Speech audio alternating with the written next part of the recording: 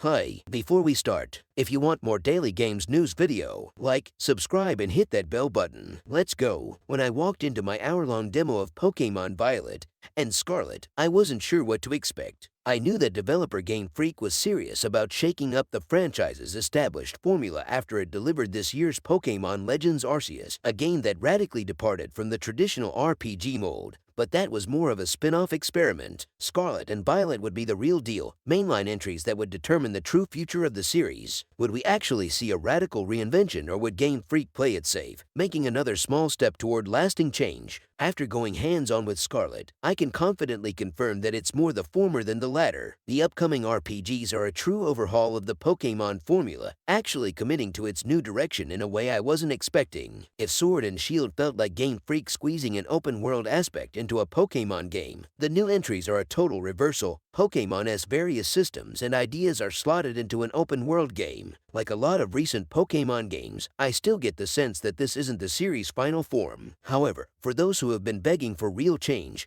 Pokemon Scarlet and Violet is undoubtedly the series' biggest evolution to date, and based on my time with it, that seems to be a step in the right direction. Truly open world. During my demo, I'm allowed to explore a specific chunk of the game's map to my heart's content. There are 3 quests I can choose to follow, but I'm otherwise free to simply roam around and see the sights. For those skeptical about how serious Game Freak is about its pivot, rest assured that this is much more than the Wild Area 2.0. Scarlet and Violet are true open-world games, as players can fluidly traverse a map full of monsters to catch. In fact, Game Freak has gone to some extra lengths so as to not interrupt that experience. When you get into a battle with a wild Pokemon, you're no longer transported to a vague arena. Like Arceus, the fight immediately begins in the world without an extra load. Pokemon centers and shops have been similarly altered, as they're now outdoor kiosks that are quickly accessed while out in the world. I only needed to walk into a building once to sign up for a gym battle. Even trainers in the wild won't stop you for a battle. You have to actively initiate one by talking to them first.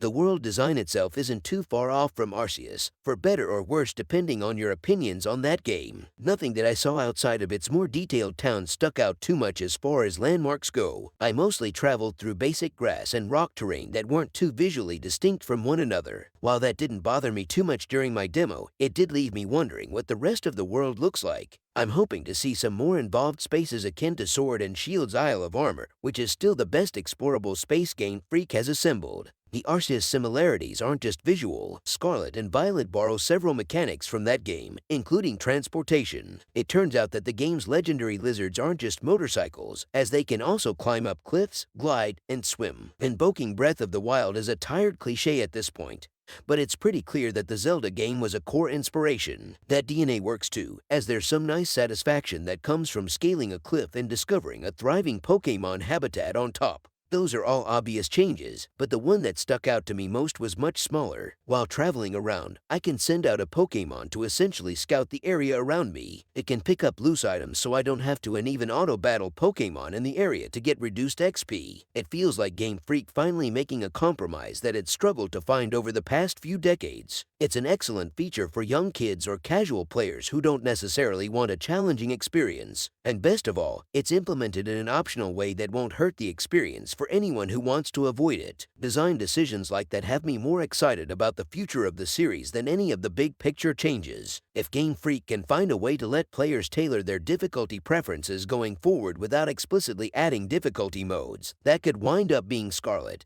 and Violet's most important contribution to the series. 3 quests. When it comes to what you actually do in the world, my experience was at once familiar and entirely different from any I've had in a Pokemon game. Rather than following a linear storyline, I had 3 quests on my map that were each representative of the game's reworked narrative flow. The first of those was the more traditional gym storyline, where I'd have to collect badges by beating trainers, though it didn't unfold the way I'm used to. I biked my way into town and walked into a building to register for a battle with its gym leader. Before I could participate, I'd have to complete a challenge, something more akin to Sun and Moon's rethought approach to gym encounters. This one was simple: find 10 Sunflora in the town and bring them back to a pen. It's a simple hide-and-seek minigame, but one that at least feels different than just fighting a few trainers before taking on the gym leader. I'm just hoping some of the other gym requirements are a little more unique. The best of the 3 quests came when I tackled the Starfall Street story arc, which essentially separates the traditional Pokemon bad guy story into its own separate arc.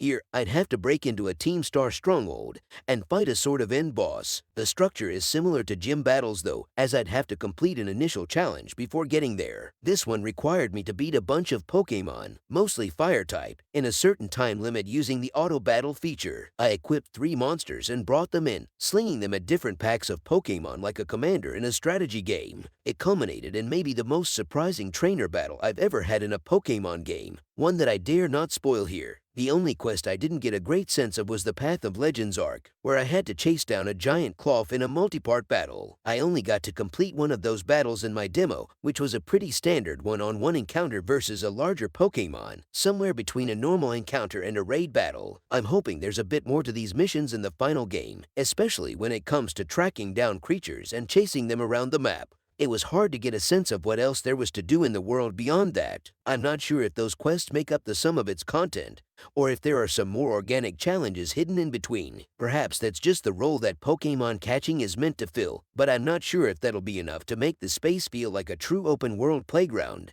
Even so, 3 primary quests should make it so there's always enough to do in any given area initially. But wait, there's more. Despite getting a good amount of time with Pokemon Scarlet, there's still a lot I need to see in the final game. For instance, I did get a chance to try out the game's Terrastallize function, which is the game's main battle gimmick. The option turns a Pokemon into a crystallized version of itself during battle, changing its type. I got to see that in action during a gym battle, which turned the leader Sudowoodo into a grass type, paying off one of the series' oldest jokes. The feature has the potential to make battles more challenging, as you can't always plan for an opponent based on their party or type preference. Terrastallized Pokemon also add a bit of an extra hunt to the game, as you can find crystallized monsters in the wild and catch them. They're not quite shinies, but they do give players a chance to discover creatures with unique forms that could be a secret weapon in a party. I'm also a little obsessed with the game's picnic function, which lets players sit down with their team and craft a sandwich. It's a Cooking Mama-like minigame where players have to stack ingredients like tomatoes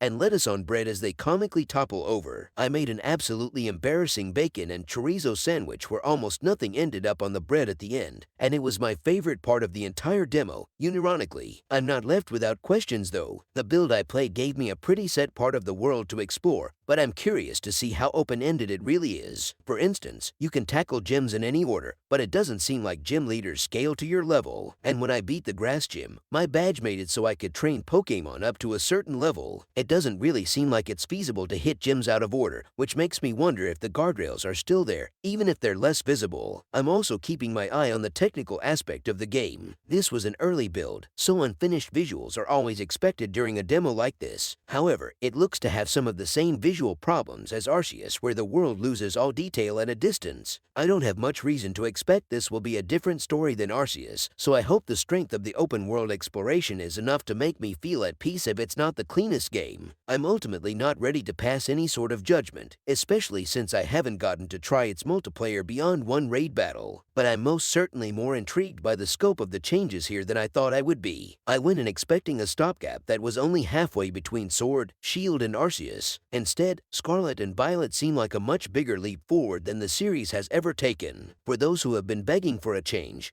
that's certainly what you're getting here. Thanks for watching. Don't forget to like and subscribe.